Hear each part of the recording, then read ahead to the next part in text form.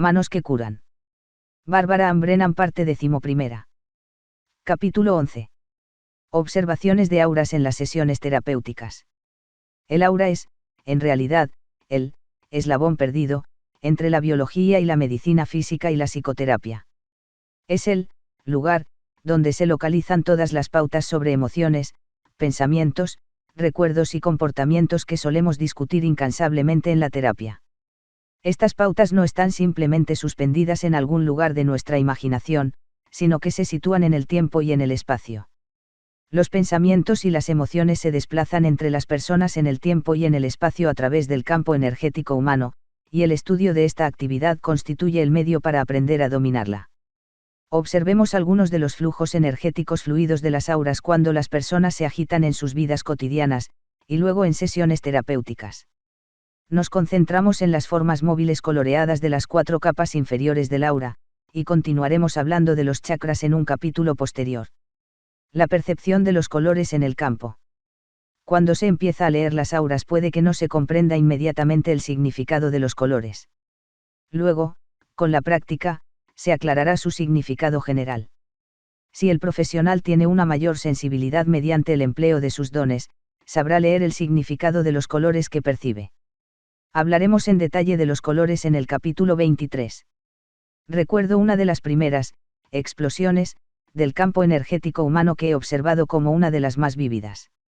En 1972, durante una sesión práctica en la que se produjo una intensa carga de gritos primarios bioenergéticos, vi a Linda encenderse como un árbol de Navidad mientras gritaba por la muerte de su padre, fallecido de cáncer. De su cabeza surgían brillantes rayos de colores rojo, amarillo y naranja y algunos azules. Parpadeé, pero los colores no desaparecieron. Miré de manera indirecta, me moví por la habitación y volví a mirar, el fenómeno seguía estando allí. Estaba viendo algo, ya no podía negar por más tiempo las numerosas experiencias que había tenido en la observación de colores aparentes alrededor de las cabezas de las personas. Empecé a observar el fenómeno con mayor atención. Poco a poco fui adquiriendo más experiencia en la visión del aura y empecé a relacionar mis averiguaciones con el estado personal de cada sujeto. Descubrí que las personas irradian colores brillantes cuando se encuentran afectados por sentimientos o acciones. Cuando una persona se encuentra tranquila, su campo aural vuelve a un estado normal, estable. He comprobado que, por lo general, el aura tiene el aspecto normal, o de quietud, que se ve en la figura 7. Uno muestra una capa palpitante de color púrpura azulado oscuro o transparente que sobresale desde 6 milímetros hasta 3,75 centímetros de la epidermis. Palpita continuamente a razón de unas 15 pulsaciones por minuto. Las pulsaciones forman, por lo general, un movimiento ondulante hacia abajo de los brazos, las piernas y el torso. Primero está rodeada por una capa nebulosa de azul claro a gris, mucho más brillante cerca del cuerpo y que se va desvaneciendo a medida que se aleja de este. El color azul se torna generalmente amarillo alrededor de la cabeza hasta una distancia de 7,5 a 10 cm. Es normal que se perciban luminosidades de color azul claro surgiendo de las puntas de los dedos, las manos y los pies y por la parte superior de la cabeza. He comprobado que, si se proporcionan instrucciones claras, tras unos minutos de práctica la mayoría de las personas pueden ver las luces que salen de las puntas de sus dedos. Aunque la mayor parte de las veces estas luminosidades son de color azul, varían también en las áreas del rojo y el púrpura, y pueden ser de cualquier color. Ejercicios para observar las auras de otras personas. Ahora que el lector ha realizado los ejercicios del capítulo 7, observando el aura en las puntas de sus dedos, veamos las que despiden otras personas. Sitúese de nuevo una habitación en penumbra, a la luz del atardecer, no totalmente oscura. Debe ver con toda facilidad las caras de otras personas. Pida a algún amigo que se ponga de pie enfrente de una pared o una pantalla blanca y lisa. Asegúrese de que no hay luces a las que pueda usted mirar accidentalmente, de lo que se trata es de relajar la vista. Para ver el aura tendrá que recurrir a su visión nocturna, como cuando camina en la oscuridad y se da cuenta de que ve mejor las cosas si no las mira directamente. Se emplean los bastoncillos en vez de los conos. Los bastoncillos son mucho más sensibles a los niveles bajos de luminosidad que los conos, que se utilizan para la luz solar y el color brillante. Mire al espacio cercano a la parte superior de la cabeza de su amigo, o al del área del cuello y los hombros. Desenfoque la vista para mirar a una zona de espacio, en vez de a una línea fina del mismo. Mientras contempla difusamente un espacio de 10 a 14 cm de espesor alrededor de la cabeza, deje que la luz penetre en sus ojos. Debe crear la sensación de que está dejando entrar algo en ellos, en vez de esforzar la vista para atrapar la imagen, como se suele hacer cuando se intenta de ver bien algún objeto. Concédase mucho tiempo. Hágalo con otras personas, preferentemente con alguien habituado a ver auras, para comparar lo que ve cada uno. Es posible que, en el mismo momento en que crea ver algo, la visión desaparezca incluso antes de que pueda exclamar, eso es. Asegúrese de que al mirar a algún punto de la pared lisa no ve lo mismo. Este es el efecto de imagen refleja, con el cual los ojos conservan la imagen por el efecto del color complementario o por la intensidad de un contraste brillante. El fenómeno aura, es muy veloz y no permanece, palpita. Puede que lo vea fluir hacia abajo por el brazo, o lanzar un destello de color hacia arriba saliéndose del campo. Tal vez vea en torno al cuerpo una niebla de aspecto poco llamativo. No se desanime, es solo el principio. Compre unas gafas de aura en una librería holística y siga las instrucciones que las acompañan. Le ayudarán a desarrollar su capacidad de ver y tienen un efecto acumulativo sobre la sensibilidad del ojo. El cristal de color azul cobalto es el mejor, pero es difícil de encontrar. La mayoría de las gafas de aura son púrpura oscuro y dan buen resultado. No prolongue ninguno de estos ejercicios, comprobará que transcurridos unos instantes se encuentra muy cansado. He observado que los componentes de un grupo se excitan extraordinariamente cuando ven algo, luego, al continuar, les asalta la duda y el sistema energético de cada persona se agota. No tardará en tener la habitación llena de personas silenciosas y cansadas. En consecuencia, practique solo un poco cada día. Y compruebe lo que ve con las ilustraciones y las descripciones que siguen. Cuando una persona experimenta un fuerte sentimiento, su aura en reposo se ve penetrada súbitamente por otro color y forma relacionados con su estado emocional. Luego, cuando dicho sentimiento se ha aplacado, el aura recupera su aspecto general original. El tiempo que lleva este proceso varía según el individuo y depende de diversos factores. Si la persona no ha apaciguado su sentimiento, este se mantendrá en su aura, normalmente desvaída, hasta que desaparezca. Si libera solo parte de su sentimiento, esa parte se apaciguará. Los colores y las formas pueden destallar rápidamente y salirse del campo aural, o quizás se desvanezcan durante algunos minutos, o incluso durante semanas. Pueden también colorearse o enmascararse con otros colores y formas haciendo un efecto de capas. Algunas formas, a las que me referiré más adelante, permanecen en el aura durante años. Cada pensamiento, sentimiento y experiencia de una persona tiene efectos sobre el aura y la cambia. Algunos efectos se mantienen para siempre. La figura 11.1a muestra el aura normal de un hombre. Cuando canta, figura 11.1b, el aura se expande y brilla. Justo después del movimiento de inhalación surgen destellos y chispas como relámpagos de color violeta azulado iridiscente, antes de empezar cada nueva frase. A medida que los presentes ponen más atención, su aura general se expande. Grandes arcos de luz se extienden desde el cantante hacia el público, y las auras de ambos se conectan. Cuando fluyen los sentimientos entre el intérprete y el público empiezan a crearse formas mutuas.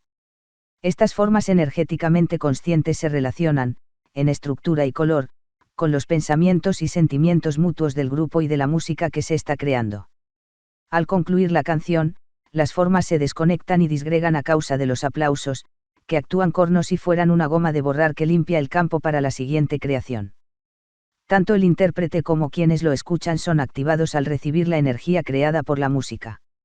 Una parte de esta energía se interiorizará para romper los bloques mantenidos en el cuerpo, otra parte se usará para la siguiente creación. Cuando una persona pronuncia una conferencia sobre su tema favorito, su aura se expande y toma una coloración plateada dorada o lanza chispas de color azul iridiscente. Como se ve en la figura 11-1c, se produce el mismo fenómeno actuante público, esta vez con mayor intensidad en las energías mentales, que aparecen como amarillo dorado.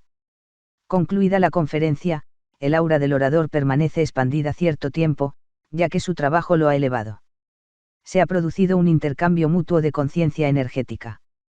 Parte del público vibra ahora más a su nivel. La figura 11 y D muestra el aura de un hombre que habla apasionadamente sobre la educación. Quienes lo escuchan recogerán probablemente parte de su color marrón rosado. Esto se produce por un proceso de elevación de las propias vibraciones al nivel del hablante mediante la inducción armoniosa. El amor brilla en el aura con un hermoso tono rosado. En ocasiones tiene un tinte dorado. Los sentimientos espirituales presentan una gama de colores: azul para quien dice la verdad, púrpura para la espiritualidad y oro plateado para la pureza. A veces, las personas irradian colores similares a los que les gusta llevar en sus vestimentas. La figura 11.1e muestra a una mujer que ha dirigido una clase de energética de núcleo, ejercicio físico centrado en provocar el afloramiento de los sentimientos para facilitar la comprensión de su psicodinámica. El verde, que ella suele llevar con frecuencia, está relacionado con la salud física y la curación. Otro ejemplo, en la figura L1F, muestra a un hombre que irradia frecuentemente un color lila, correspondiente a una de sus camisas favoritas. Este color parece guardar relación con los sentimientos amorosos y la suavidad que posee. La figura I11G muestra a una mujer en actitud meditativa para aumentar la energía de su campo, que se presenta en muchos colores, algunos de los cuales han saltado delante de ella en un movimiento fluido. Su centro volitivo entre los omóplatos es parcialmente visible. Cuando una mujer se queda embarazada, su campo se expande y se hace mucho más brillante. La figura 11.1H muestra a una embarazada de 6 meses, va a tener una niña. La futura madre muestra hermosas bolas suaves de colores azul, rosa, amarillo y verde que giran entre sí sobre sus hombros. Estos son solo unos cuantos ejemplos sobre la unión y conexión inherente del campo energético humano con todo lo que vemos que se produce en los niveles puramente físicos y psicológicos. La ira y otras emociones negativas. El rojo ha estado asociado desde siempre con la ira. Sin embargo, cierto día, mi hijo de 11 años, un muchacho lleno de felicidad y energía, mostraba, mientras estaba jugando alegremente, el aspecto de la figura 11.1a, con brillantes franjas rojas y anaranjadas irradiando de su cabeza. La calidad del color rojo es la que indica ira.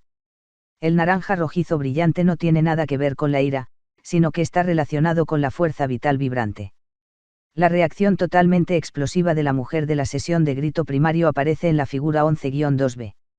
Está experimentando numerosos sentimientos simultáneos que explican los diversos colores, todos ellos de gran intensidad, de manera que el aura aparece como brillo y los fuertes rayos se emiten desde el cuerpo en líneas rectas.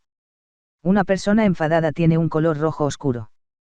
Cuando empieza su ira, esta surge de la persona en destellos como relámpagos o chispas redondas que se desplazan de su cuerpo, tal como se muestra en la figura 11-2c. Los he visto muchas veces, en grupos y en sesiones. Por contraste, la figura 11-2 demuestra un ejemplo en el que la persona no liberó su ira y su dolor. Cuando surgió del área de la garganta, el punto rojo se desplazó lentamente hacia afuera. A continuación, el líder del grupo le hizo un comentario que, en mi opinión, era doloroso. En ese preciso instante, el punto rojo se desplazó rápidamente de regreso a su cuerpo y penetró en el área de su corazón. Cuando lo golpeó, rompió a llorar. No era un llanto catártico, sino más bien como si dijera, pobre de mí, la víctima. Mi interpretación de este hecho es que se había apuñalado el corazón con su propia ira. El temor, por su parte, tiene un tono gris blancuzco y punteado en el aura, como, pálido de miedo. Resulta muy desagradable a la vista y tiene un olor repulsivo. La envidia muestra un verde oscuro, sucio y pegajoso, como, verde de envidia. La tristeza es gris oscura y densa, como las nubes sombrías que se ciernen sobre las cabezas de los personajes de los dibujos animados. La frustración y la irritabilidad pueden presentar tonos rojizos oscuros, rojo de ira, pero la mayor parte de las veces se manifiestan como vibraciones irregulares que golpean el campo energético de otra persona causándole desagradables sensaciones. Por lo general, un amigo reacciona ante esta interferencia tratando de provocar una expresión directa de los sentimientos negativos, mucho más agradables de tratar. Por ejemplo, si le decimos, «estás enfadado», el otro estalla arraigadamente, «no». De este modo se libera parte de esta molesta interferencia. Efectos de la droga sobre el aura. Las drogas, como el LSD, la marihuana, la cocaína y el alcohol son perjudiciales para los brillantes y saludables colores del aura y crean un moco etéreo, como sucede con la enfermedad. La figura 11-2 se muestra el efecto que provoca en el aura la aspiración de cocaína por la nariz. Cada vez que esta persona lo hacía, los sábados por la noche, presentaba en el lado derecho de la cara y la cabeza una gran cantidad de moco gris etéreo, pegajoso, mientras que el izquierdo se mantenía relativamente limpio. Le pregunté si aspiraba más por una ventanilla de la nariz que por la otra, pensaba que no. Mis repetidas comparaciones, podía detectar cada vez que lo hacía, y una descripción gráfica de su moco etéreo, le ayudaron a dejar el hábito. La figura 11-2F muestra el aura de un hombre que se había drogado frecuentemente con LSD y bebía muchísimo alcohol. Su aura tiene una tonalidad pardo-verdosa oscura.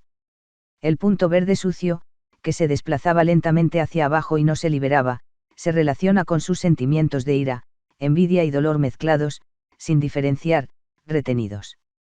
Tengo la seguridad de que si hubiera podido separar estos sentimientos, entender sus fundamentos, expresarlos y liberarlos, el punto se habría fragmentado en tonalidades más claras y brillantes de los colores correspondientes, rojo, verde y gris, para desplazarse a continuación.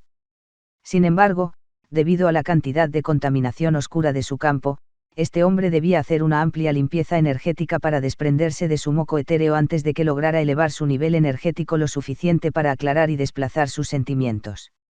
Un peso, aparente, en el aura. La figura 11-2G muestra a un hombre que también había sucumbido durante años a drogas tales como el LSD y la marihuana, con el consiguiente aura verde sucio. El deterioro que suponen estas experiencias se muestra en el lado superior derecho. Parece como si tuviera peso, debido a que siempre inclinaba la cabeza en un ángulo que parecía equilibrar la forma. Esta se mantuvo siempre en la misma posición, una semana tras otra. Cuando se la señalé, fue capaz de verla, utilizó un espejo. Para retirar esta forma, tendría que dejar las drogas y limpiar el campo, además de lo que se ha indicado antes. Le recomendé que, además del trabajo corporal, hiciera ayuno y siguiera una dieta limpiadora. Entonces podría aumentar la fuerza de su campo energético e irrumpir en este deterioro acumulado para disiparlo. En la figura 11-2H se observa un aspecto interesante del peso, aparente, relacionado con la consistencia mucosa. Esta mujer había sido el tipo clásico de una buena chica, durante años, pero acababa de rebelarse. Dejó de ser tan buena, y se mostró terriblemente airada durante la sesión. Derribó las sillas de la habitación e incluso entró a saco en la caja de pañuelos de papel rompiéndolos en pedazos. Cuando salió de la sesión se sentía liberada. Sin embargo, una semana más tarde se concentró en un profundo retiro y acudió a mi consulta con un terrible dolor de cabeza. Andaba con cuidado y mantenía la cabeza hundida entre los hombros. En este momento observé una gran gota de moco encima de su cabeza. Aparentemente, lo liberó en la sesión V, se había acumulado allí. Es bien conocido el fenómeno de la liberación de toxinas como consecuencia del trabajo bioenergético. En ocasiones, las personas enferman después de un trabajo arduo. Mi cliente ya no era rebelde, sino que daba muestras de un comportamiento de autocastigo, en cierto modo masoquista. Le sugerí que iniciara la sesión con movimientos físicos. Le pedí que se inclinara por la cintura con movimientos elásticos, como de latigazos. Al hacerlo, la bola de moco saltaba hacia adelante, hasta unos 75 cm de ella. La mujer empezó a caer de bruces como si tirara de ella un gran peso, figura 11-2H. Se controló y el moco saltó a la parte posterior de su cabeza, como impulsado por una goma elástica. Casi se cayó de espaldas. Estaba demasiado asustada para repetir el movimiento, por lo que hicimos un prolongado trabajo corporal centrándonos en que sintiera sus piernas mientras se mantenía firmemente apoyada sobre los pies, conectada a la tierra que la sostenía. Este proceso se denomina toma de tierra. Al término de la sesión, el moco se había distribuido en una delgada capa sobre el cuerpo. Le desapareció el dolor de cabeza. Liberarla de toda la capa de moco costó varias semanas de trabajo corporal. Ejercicio para experimentar el peso aparente del campo energético. Un ejercicio que se realiza en las clases de Aikido le ayudará a experimentar el efecto del peso en el aura. Sitúe a 2 personas de pie junto a usted, una en cada lado. Deben tratar de levantarle cogiéndole por el antebrazo, en la parte delantera y en la trasera. Cuando le agarren en estos ejercicios, asegúrese de que lo hacen de forma que usted permanezca recto, sin que le empujen primero hacia un lado, pues eso podría romper sus raíces. En primer lugar se hacen pruebas para ver cuánto pesa usted y determinar si pueden levantarle con facilidad o dificultad. Ahora, tómese tiempo para enviar su campo energético hacia arriba. Piense, en ascenso, concentrándose en el techo.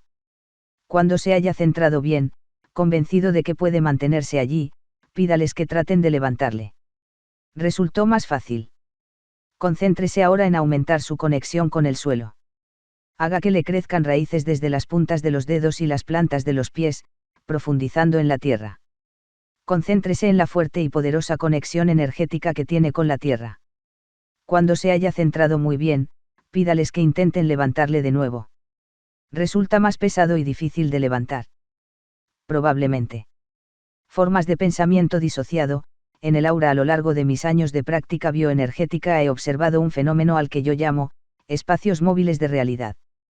Considero que estos, espacios, son similares a los descritos en los estudios topográficos, donde un grupo, o campo, determinado contiene una serie de características que definen las operaciones matemáticas posibles dentro de dicho campo. En términos de psicodinámica existen, espacios de realidad, o sistemas de creencias, que contienen grupos de formas filosóficas asociadas con las concepciones acertadas y erróneas de la realidad. Cada forma de pensar contiene sus propias definiciones de la realidad, como, todos los hombres son crueles, el amor es débil. Controlarse da seguridad y fuerza. Según mis observaciones, a medida que la gente atraviesa su experiencia cotidiana se desplaza también por los distintos, espacios, o niveles de realidad definidos por estos grupos de formas de pensar. Cada grupo o espacio de realidad experimenta el mundo de forma diferente. Estas formas de pensar son realidades energéticas, observables, que irradian colores con diversas intensidades. Su intensidad y su definición formal son el resultado de la energía o la importancia que una persona les ha concedido. Las formas de pensar son creadas, construidas y mantenidas por sus poseedores mediante los pensamientos habituales. Cuanto más definidos y claros sean estos pensamientos, más definida será la forma.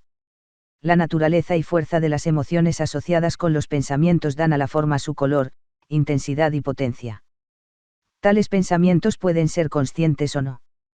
Por ejemplo, se puede construir una forma de pensamiento a base de pensar constantemente en algo temido, como, me va a abandonar. El creador de la forma de pensamiento actuará como si eso fuera a suceder. El campo energético de la forma de pensar afectará negativamente al campo de la persona a quien se refiere. Cuanto más poder se le dé, aportándole energía consciente o inconscientemente, más efectividad tendrá en la creación del resultado temido. Por lo general, estas formas de pensar forman parte de la personalidad con tanta naturalidad que el individuo ni siquiera las advierte. Empiezan a formarse en la infancia y se basan en el razonamiento infantil, integrándose luego en la personalidad. Son como una especie de equipaje extra que la persona lleva en su interior de un lado a otro, sin darse cuenta de su efecto, que es muy grande. Este conglomerado de formas de pensar, o sistemas de creencias, atrae muchos efectos a la realidad exterior de uno. Como quiera que estas formas no están profundamente enterradas en el subconsciente, sino que se sitúan en el límite de la conciencia, se pueden retirar empleando métodos tales como el trabajo corporal energético de núcleo, los juegos de asociación de palabras y la meditación. Cuando las formas se atraen el enfoque de la conciencia mediante la expresión de los sentimientos asociados con ellas y la liberación de dichos sentimientos, entonces se pueden cambiar. Este proceso permite una visión más clara de la realidad que crea las formas. Cuando se desvelan, se ven y se liberan los supuestos invalidados, recuerde que están basados en la lógica infantil, pueden ser sustituidos por una visión más madura y clara de la realidad que, a su vez, conduce a la creación de experiencias vitales positivas. Dentro de algunas personalidades estas formas están interconectadas, y la conciencia personal rara vez se encuentra sumergida por completo en un espacio sin tener conocimiento de la mayoría de los demás, por lo que el individuo mantiene un alto grado de integración en su vida cotidiana. Por otra parte, de un espacio de realidad a otro puede fluir con facilidad un tipo distinto de personalidad, pero sin tener conciencia de que exista alguna conexión entre dichos espacios. Es posible que el sujeto no sea capaz de integrar o entender este flujo dinámico y viva, por tanto, confuso, sobre todo si se dispara interiormente un determinado flujo cíclico crónico. Puede encontrarse atrapado, entonces, en un flujo automático secuencial que le lleva de un pensamiento al siguiente mientras permanece desesperadamente enmarañado e incapaz de liberarse a sí mismo de este ciclo crónico hasta que finaliza todo el proceso. A continuación puede pasar a un estado distinto de realidad solo porque la acción cíclica del pensamiento ha agotado toda la energía disponible. No sabrá cómo ha salido de la pauta cíclica y, por tanto, probablemente será incapaz de liberarse del ciclo la próxima vez que se dispare. Estos estados de la realidad pueden ser eufóricos, como aquel en el que una persona piensa que logrará grandes cosas y se hará famosa o rica, pero no tiene conciencia de la enorme cantidad de trabajo práctico que le espera antes de alcanzar dicha meta. O puede tener el efecto contrario, en el que uno se ve a sí mismo en un estado mucho peor que el real. En cualquiera de dichos estados, el sujeto probablemente solo ve una parte de sí mismo, exagerándola. Puede tener el potencial necesario para crear todas las grandes cosas que ve para sí mismo en el primer estado, pero necesitará mucho trabajo y tiempo. Por otra parte, en el segundo estado negativo, ve la parte de sí mismo que necesita cambiar, pero se olvida de que ese cambio es posible. En su libro How to Read the Aura, William Butler indica que las formas particulares de pensamiento se mantienen estacionarias en el campo energético hasta que una entrada interna o externa de energía las dispara. Entonces, estas formas se desplazan por el aura en una secuencia crónica, pero no son liberadas. Simplemente se descartan a sí mismas y quedan en estado latente recuperando la energía suficiente para desplazarse de nuevo. Las formas de pensar acopian energía a través de los pensamientos semiconscientes habituales del individuo y otros sentimientos afines. También la acumulan atrayendo pensamientos y sentimientos similares de otras personas. Dicho de otro modo, si usted se juzga continuamente a sí mismo sobre algo, sus acciones y sentimientos seguirán a sus juicios y pronto, a través de ambas instancias, los demás, sus conocidos, entrarán en el cuadro y estarán de acuerdo con usted, enviándole energía en forma de pensamientos y sentimientos que estarán de acuerdo con los suyos. Por ejemplo, si usted se repite constantemente que es tonto, poco fiable, feo o gordo, los demás no tardarán en estar de acuerdo con usted. La energía de aquello se añade a la que usted tiene acumulada hasta que su forma de pensar tiene energía suficiente, alcanzando la masa crítica, para dispararse. Entonces caerá en un estado en el que llegará al convencimiento de que es tonto, feo, poco fiable o gordo, hasta que la energía de su forma de pensar se disipe momentáneamente. Por supuesto, también es posible que atraiga a usted un acontecimiento externo capaz de disparar dicha forma de pensar con una explosión de energía. El proceso es el mismo en ambos casos. Un disparo semejante no es necesariamente negativo, pues si el individuo se encuentra en proceso terapéutico puede salir de su ciclo crónico y fragmentar la forma cíclica lo suficiente como para manejarla muy bien la próxima vez que se dispare. Si el terapeuta es capaz de percibir estas realidades y las describe o ayuda al cliente a describirlas, podrá ayudar a este a liberarse mientras pasa de una realidad a la siguiente. La descripción que haga el terapeuta de cada estado de la realidad, tal y como su cliente la experimenta, dará a este una visión de conjunto de todo el proceso. Dicha visión global ayudará al paciente a crearse un observador objetivo interno que también puede definir cada uno de los espacios a medida que entra y sale de ellos. Con este trabajo, cliente y terapeuta serán capaces de definir con mayor claridad el ciclo crónico del primero y encontrar juntos una salida. Luego podrán buscar la forma de romperlo la próxima vez que se inicie. Por ejemplo, cuando un cliente particularmente esquizoide, véase el capítulo 13, sufre un ataque de este tipo, lo único que hago es dirigirme a una pizarra y empezar a dibujar y etiquetar estas formas en el momento en que las expresa. Mientras expresa en voz alta sus pensamientos, trazo una flecha desde un pensamiento al siguiente. Pronto se encuentran en la pizarra todos los pensamientos cíclicos. La superficie exterior de estas formas suele ser bastante limitada, lo que quiere decir que el cliente experimenta una realidad muy estrecha en la que las definiciones y o las distinciones se consideran negativas y, en ocasiones, categóricas, por ejemplo, que todas las personas parecen estar lejos o, incluso, que son peligrosas. También puede ocurrir que el cliente crea que es una víctima de la vida.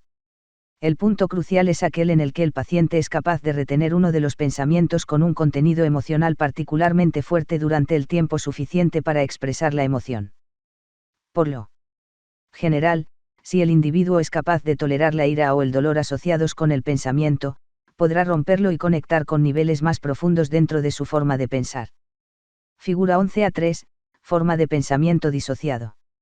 Estoy enfadado, causo daño, porque no me trata bien, no es culpa mía, no puedo evitarlo, no lo volveré a hacer, causo daño, estoy enfadado, no sé qué hacer, no puedo soportarlo, estoy enfadada, salida del dolor sentido, no sé qué hacer, voy a cambiar esto, porque hago estas cosas, no tengo salida, le odio, es culpa suya, lo necesito, soy una perdedora, nadie más me querrá nadie, es culpa suya, hazlo por mí, etc. La figura 11A3 muestra un ejemplo de este tipo. En este caso particular la cliente contemplaba cómo iba dibujando yo las formas y podía ver el cuadro completo. Esta mayor comprensión ayudó a la mujer a concentrarse y liberarse de su ciclo crónico. Examinó los momentos de su ira, la expresión y vio que se implicaban cuestiones más profundas. Gran parte del nivel exterior de esta forma particular de pensamiento es la máscara en la que la persona parece no ver o asumir la propia responsabilidad, en vez de ello, echa la culpa a otros. Lo hace para parecer buena, lo que, naturalmente, la deja impotente hasta que alcanza la realidad más profunda, que es el núcleo de la forma de pensar. Cuando sintió, como consecuencia de un trauma infantil, que interiormente era mala, y que nada podía hacer al respecto, mi cliente entendió que en el futuro tenía la opción de ver y comprender toda la estructura sumiéndose primero en su ira cuando se sentía atrapada, y penetrando luego en el dolor inherente a esa forma de pensamiento. Por lo general, evitaba el dolor manteniéndose en la superficie de la forma de pensamiento, y, por tanto, en lo irreal. Sintiendo el dolor es capaz de integrar la niña que lleva dentro, que se siente mala, con la mujer adulta interior, que sabe que no lo es. Por lo general, la clave para romper con una pauta de pensamiento cíclico está en expresar y liberar los sentimientos. En la mayoría de los casos, estas formas se han disociado, en primer lugar, para que la persona no experimente los sentimientos contenidos en ella. El individuo dedica gran cantidad de esfuerzos durante su vida cotidiana a evitar que esa forma de pensar se ponga en movimiento, porque le evoca unos sentimientos indeseables. Aun cuando la persona evita las situaciones que pueden evocar dichos sentimientos, el resultado no es del todo satisfactorio, ya que continuamente está recargando las formas de pensar. Mientras un individuo prosigue con su proceso terapéutico, la forma se va conectando cada vez más con el resto de la personalidad a medida que pasa el tiempo, los aspectos negativos se transforman en funciones positivas y se integran con el aura, normal, de la persona como colores claros y brillantes sin forma. Figura 11A4, hombre trabajando en un taburete bioenergético. Doblando la espalda en un cojín se pueden liberar bloqueos de la columna. Luego la nube de consciencia de la cabeza se desbloque también. Limpieza del aura durante una sesión terapéutica. La terapia energética de núcleo ha sido proyectada para ayudar a la gente a liberar los bloques de su campo aural mediante el enfoque y el ejercicio físico. La figura 11A4 ilustra esta liberación. Al estar tumbado de espaldas sobre un taburete almohadillado, los músculos del torso se estiran y empiezan a relajarse. Esto provoca una liberación energética y hace que el bloque se vaya. Este paciente tenía un fuerte bloque energético en los músculos situados delante de la columna vertebral, cerca de la articulación diafragmática. Mientras trabajaba en el taburete bioenergético, el bloque se liberó súbitamente con una explosión de energía. La nube energética ascendió rápidamente por la espina dorsal. Cuando llegó a su cabeza y se abrió paso en su conciencia, observé que pasaba a otro espacio de la realidad. Empezó a llorar y a expresar dolores de su primera infancia. Conforme daba rienda suelta a sus sentimientos, liberaba una nube energética cada vez mayor que se desplazaba fuera de su campo. La descripción que sigue es lo que sucede durante una sesión terapéutica típica. Ofreceré, en primer lugar, algunos antecedentes sobre mi cliente, a la que llamaré Susan. Susan era una bella muchacha rubia algo menor de 30 años, terapeuta, casada y madre de una niña de 2 años. Ella y su esposo, terapeuta igualmente, formaban una pareja muy fructífera y estable y ejercían un papel de liderazgo entre sus colegas. Se habían conocido y casado muy jóvenes. El padre de Susan murió en un accidente poco antes de nacer ella, dejando a la madre a cargo de la recién nacida y 2 niños pequeños. Los ingresos de la madre eran escasos, o nulos, y tuvo que pedir a otras personas que cuidaran de Susan. La muchacha, por tanto, creció en 2 hogares, uno muy limpio, ordenado y profundamente cristiano, y el otro, el hogar materno, descompuesto. Su madre no logró restañar la herida que le produjo la muerte de su esposo en un momento tan importante. No volvió a casarse, pero tuvo muchos amantes. El temprano casamiento de Susan satisfizo la necesidad que tenía de un hombre que la cuidara, ya que, en realidad, nunca tuvo padre. Por otra parte, Susan abrigaba el temor de que nunca lograría prosperar en el matrimonio, como su madre, o que tendría que ser perfecta para lograrlo, como le sucedía en la familia religiosa. Cuando llegó cierta mañana para realizar su sesión, Susan parecía pletórica de felicidad y alegría. Habló de la semana que había pasado con su marido. Al hacerlo, movía los brazos y arrojaba una nube rosada y blanca de felicidad, figura 11:5. Sin embargo, esta felicidad le servía para encubrir otros sentimientos más profundos que su campo energético delataba. Las observaciones me demostraron que había un bloque, que aparecía como un punto gris oscuro en el plexo solar, el área del estómago, relacionado con el miedo y otros sentimientos. El bloque secundario estaba en la frente, gris claro, indicativo de una confusión mental, y que se conectaba directamente con el dolor emocional del corazón, rojo. Presentaba una extraordinaria actividad mental, alta energía, en los lados de la cabeza, amarillo. Tenía, además, una gran cantidad de energía vibrante de vida sexual en la pelvis, rojo-naranja. Mientras seguía agitando los brazos y hablando alegremente hasta el extremo de arrojar suaves nubes rosadas y blancas, la brillante energía amarilla que irradiaba por los lados de la cabeza empezó a cubrir o enmascarar el área problemática de su frente, de color gris. Estaba, literalmente, convenciéndose a sí misma de que era feliz, enmascarando el gris con la energía amarilla, mental. Cuando le describí lo que veía, dejó inmediatamente de crear la nube rosada, falsa, y el área gris de su cabeza recuperó su tonalidad original. La compostura de Susan cambió por completo, pasando a mostrar temor y dolor emocional. Entonces empezó a confiarme lo que realmente estaba pasando. Poco antes de acudir a su sesión semanal, Susan había sabido que su madre estaba hospitalizada con cierta clase de parálisis en los ojos. El médico le apuntó que se trataba de un síntoma de algo grave, quizá de esclerosis múltiple. La situación alteró profundamente a Susan y tuvo que recurrir a toda su fuerza para soportar los variados sentimientos que sentía hacia su madre. Al bloquear su energía de vida sexual en la pelvis y no permitir que le fluyera por las piernas, se bloqueaba a sí misma en relación con el suelo y con su base como ser humano sobre la tierra. Por tanto, en este punto de la sesión era importante hacer descender dicha energía hacia la tierra y conectarla con su base energética, la fuerza de sus piernas y de la pelvis. A base de ejercitar ambas partes empezamos a desplazar la energía pélvica piernas abajo para formar la base donde realizar trabajos más difíciles. Esta energía descendió rápidamente por sus extremidades para conectarla con el suelo. A continuación fluyó por todo su cuerpo y cargó el sistema de forma más equilibrada. Mientras se liberaba el bloque pélvico, el cambio en la energía le dio una sensación de seguridad dentro de sus propios sentimientos de fuerza sexual y vital.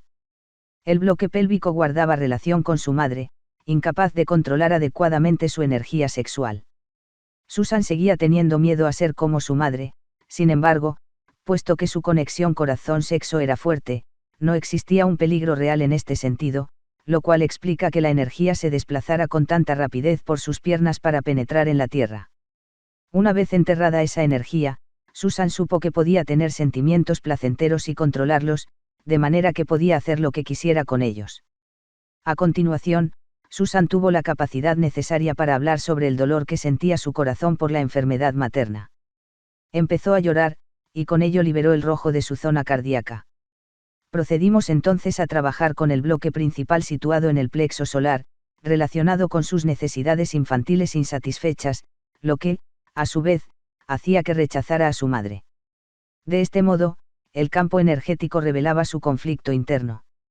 Por una parte tenía sentimientos dolorosos y amorosos hacia su madre, gravemente enferma a la sazón, por otra, sentía la ira del rechazo, como si dijera, si no te has preocupado por mí, ¿por qué he de preocuparme yo por ti?